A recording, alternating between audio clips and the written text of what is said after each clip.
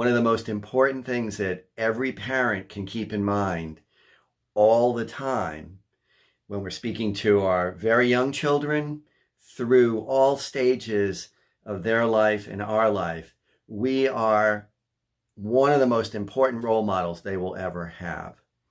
We are certainly among the first of their role models, and we will continue to be throughout their lives. We loom very large in their world, and so they are watching us and they are absorbing us in many very profound ways. And so keep this in mind when you're doing anything that has to do with your interaction with your kid, but even more so when you're living your life, because they're seeing the path that you're cutting through the world and learning about what it's like and how do you do this, that, and the other thing. So just an important reminder as we get started.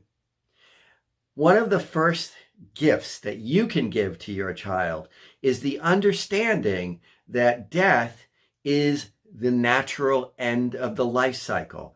Every single living thing dies, and it is not a catastrophe. It is not a disaster. It is not a crisis when a pet reaches older age and moves toward the end of their lives. We live in a society that has grown so distant from the natural world that we often see death as something that indicates that somebody did something wrong, that this is terrible. This is a terrible situation.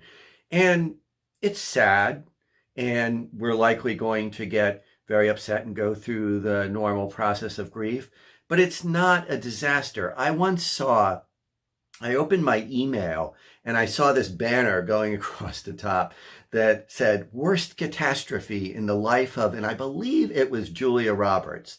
That's the way I remember it. Worst catastrophe in the life of Julia Roberts. Her mother dies at age 91. And I looked at that and I said, come on. It's sad. It's very sad for her and all the people who love and respect the person who is deceased. But it's not a catastrophe. I feel like so much in our society, so much of the messaging in our society is designed to make us feel like we can't manage life. like things are so exaggerated, and we're just so simple and almost like we're incapable of dealing with reality, and we're not. And when we are raising our kid, keep in mind, when we're raising our children, we're raising them to be mature, effective, functioning adults. And so we do not want to behave like the loss of a pet is a catastrophe. We want them to understand that it's sad, and it's also the normal thing that happens at the end of all of our lives. One thing that you can do that will be a really important message for your child is to tell them that the pet's death is not their fault. Now, sometimes it actually is, and then that message would not fit. Sometimes a child does something that accidentally harms their pet. But what I'm talking about is the tendency of all children, most all children, to believe that things that happen around them in the family, that somehow they may have some responsibility for it. So this goes to things like, if only I had shown more attention to our dog, or if only I had loved them more, then this wouldn't have happened. It's not logical, but it's something that children do. Actually, adults do it as well, but it's very, very common for children to be pretty focused there. And it can even extend to things like thinking that if only I did my homework more regularly, if only I was a better boy or a better girl, that this would not have happened.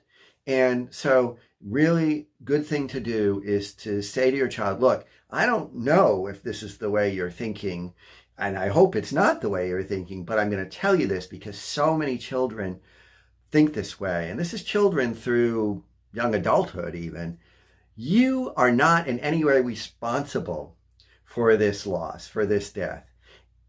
This is just the product of illness, of infirmity, of an accident that befell our beloved animal friend, but you didn't bear any responsibility for that. And there's nothing you could have done. You couldn't have loved them out of it or anything like that. So I just want to say that and give some of the examples I gave. Like sometimes kids feel like, well, maybe if I did my schoolwork better, or if I was just a better person somehow, this wouldn't have happened. Tell them that you just want them to know that that's typical for people to feel that way, kids in particular, but it's not reality. And even if they have never mentioned it, if you tell them that, you will be doing them a service.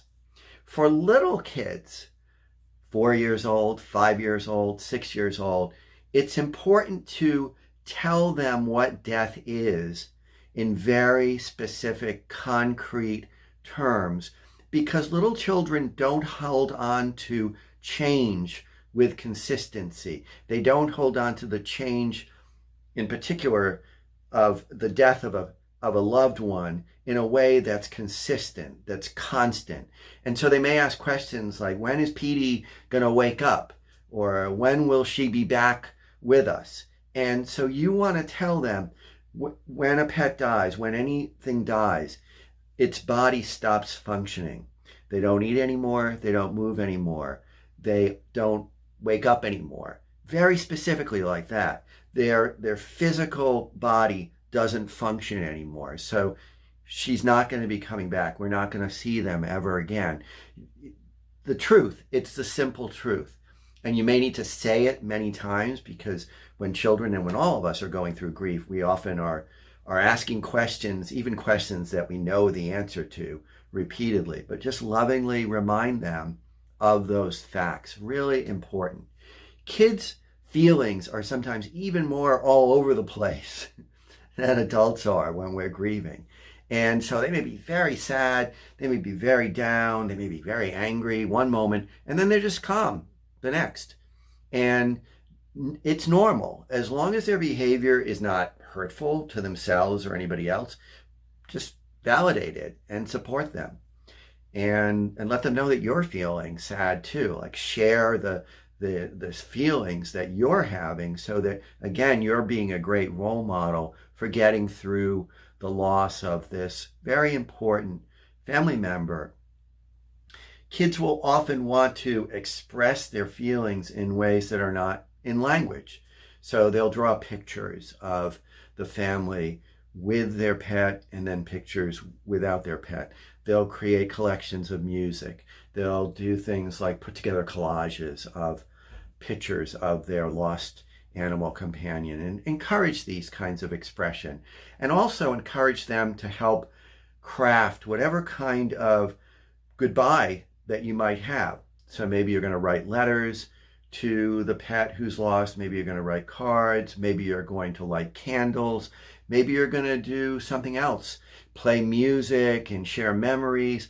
Whatever ritual you put together, include them and ask them if they'd like to create some kind of goodbye ceremony.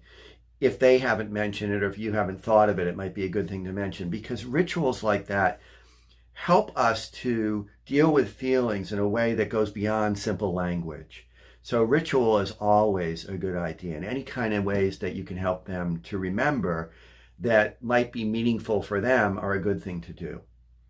It's a good idea to keep talking about the pet who is lost after they're gone. You want to help your child understand that our lives move on, but we don't need to forget or wall off a painful memory. Instead, we talk about the person or the loved one or the pet who is lost, and eventually the very difficult news and painful feelings of their death subside somewhat over time, and we begin to remember why they were such an important and loving part of our lives. The great Mr. Rogers said, if it's mentionable, it's manageable. You want everything in life to be mentionable and manageable for your child. When we're able to keep talking about something, just doing that helps us to feel a little less out of control with our feelings about it. And so just talking about it gives us a little bit of mastery. And that's a very important thing for us to do. And again, remember that you're the role model. So you're the leader in all of this. And when it comes to things like, when are we going to get a new pet? Well, keep in mind a few points. One is that your child's new pet is not going to replace the old one. So it's going to be very different in personality. They're different souls. They're different individuals. And that can actually make us sometimes sadder because it really emphasizes the difference between the character, the relationship that was lost and this new relationship. Also remember that getting a new pet is stressful. It's a positive kind of stressful. It can be a really positive distraction. But let's say you get a new puppy or a new kitten. Maybe the family doesn't need that kind of new stress at that moment. You can always insert time. You can always wait a little longer. You can't, though, adopt a new pet into your life and then send them back. I mean, you can do that, but that is a whole other loss that you'd experience. So always a good idea to say, maybe we should wait a little bit longer before we make this decision, because it can't hurt. It can't hurt to wait a little bit longer.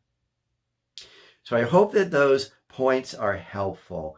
And just remember, we're all imperfect. We do the best that we can.